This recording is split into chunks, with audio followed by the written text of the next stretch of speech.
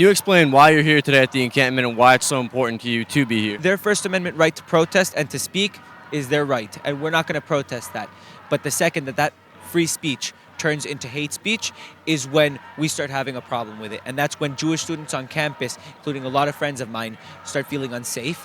When they start chanting for intifada revolution is when is the literal call for the murder of Jews. My entire family is from Israel, currently lives in Israel, and I think that it's important to show solidarity with my people and show that there's signs here that call for the extermination of my friends, my family, and me with slogans like from the river to the sea. And it's important for me to show that we won't be intimidated. Look, I'm a Catholic, but being here at GW for over a year, some of my closest friends are Jewish. And just this morning, I've had breakfast and lunch with them, and they're scared. They're skipping class. They're staying in their dorms. These are the folks that are going to be employed in our country. These are going to be the next FBI agents, CIA agents, working the government for the next 30 years.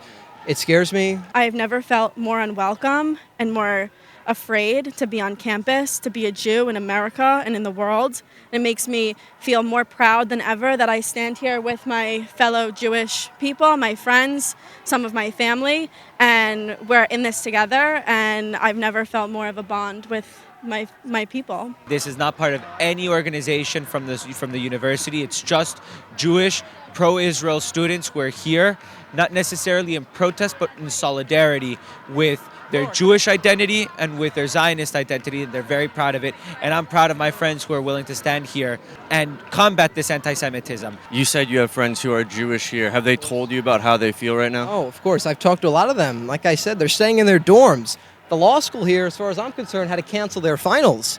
And who knows how long this is going on. I mean, I've seen these uprisings in a lot of our universities. We're really frightened, and we see some of these calls and chants and signs calling for, from the river to the sea, just past the house, that's anti-Semitic. What does that mean exactly? I know a lot of students feel unsafe, but I feel prouder than ever to be a Jew. I feel prouder than ever to be a Zionist, and I will say that I'm a Zionist for the rest of my life. It is scary. What would you like to see the administration of George Washington University do? First of all, shut it down. Shut it down. They're doing this illegally. They're doing this without any regulations. They're doing this without any permits. And they have people from other universities who are posing a very serious threat to a very large population on this campus. Freedom of expression is very important. And so as long as they are being peaceful and don't have signs that are calling for violence and the extermination of my people, then they should be allowed to speak their voice. I've been told they're not allowed to be here. I was told they had to be moved to a new park, but they seem to not be obeying any of the laws and guidelines here. Any speech that's directed and aimed at the promoting of genocide of Jewish folks should not be tolerated, and I'd call for the end of any of these uprisings in the future. And to any student who watches this on any campus and from any university, I tell them, be proud of your Judaism, be proud of your Zionism, and all of this hatred that you see on all of these campuses, we will fight it and we will prevail.